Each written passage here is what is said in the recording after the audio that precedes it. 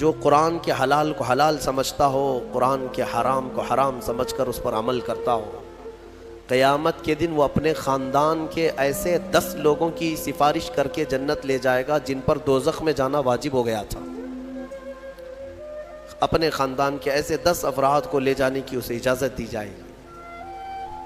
اور مجھے آج اس مصلی پر، محراب پر قرآن پاک کا دور سناتے ہوئے 23 سال گزر گئے۔ الحمدللہ یہ 23واں سال ہے میرا تراویح کا۔ قرآن پاک، اور میرے خیال سے ہاشمی مسجد میں نے 6 سال سنایا ہے، یہ 6واں سال تھا مختلف مقامات پر۔ لیکن کبھی یہ موٹے قرآن کو، اتنا ضخیم قرآن اٹھا کر کے ہم دیکھتے ہیں تو یقین نہیں ہوتا کہ یہ پورا کا پورا سینے میں آیا کیسے، یہ محفوظ کیسے ہے۔ اور جب بندہ پڑھنے لگتا ہے حافظ قرآن، حقیقت میں بتاؤں، میں اپنی بات بتا رہا ہوں، باقی دوسرے حفاظ اکرام وہ بہتر جانتے ہیں، ہماری محنت سے کچھ نہیں ہوتا۔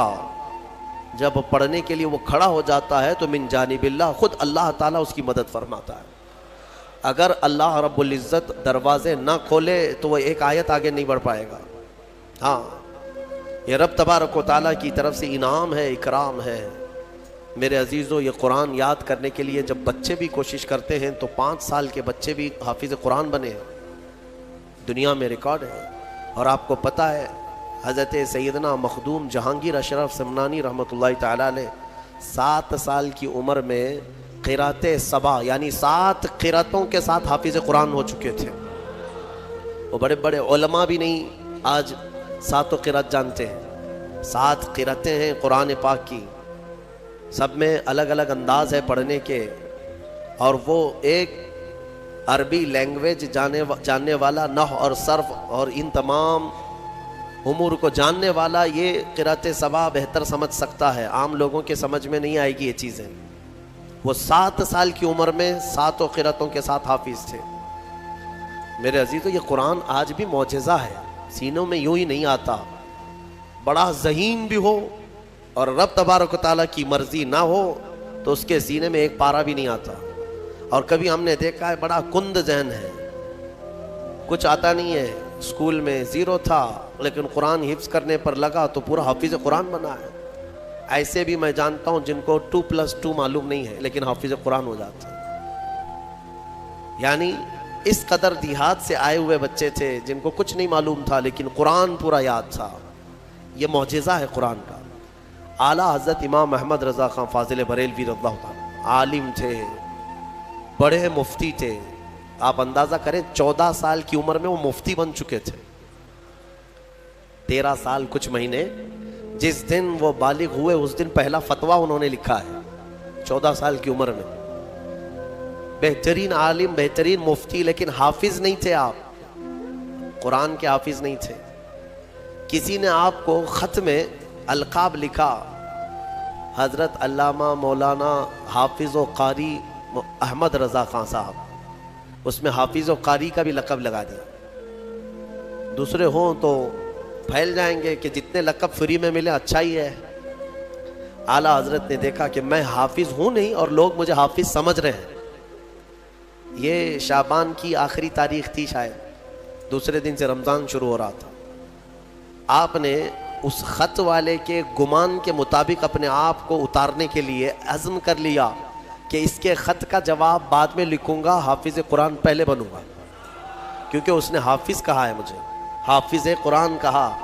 تو اعلیٰ حضرت کا معمول یہ تھا کہ روزانہ رمضان میں فجر سے لے کر کے شام تک ایک پارہ یاد کرتے تھے اور تراویح میں ایک پارہ سنا دیتے تھے، یہاں تک کہ 29ویں رمضان کو یا 27 کو آپ مکمل 1 مہینے کے اندر حافظ قرآن ہو گئے۔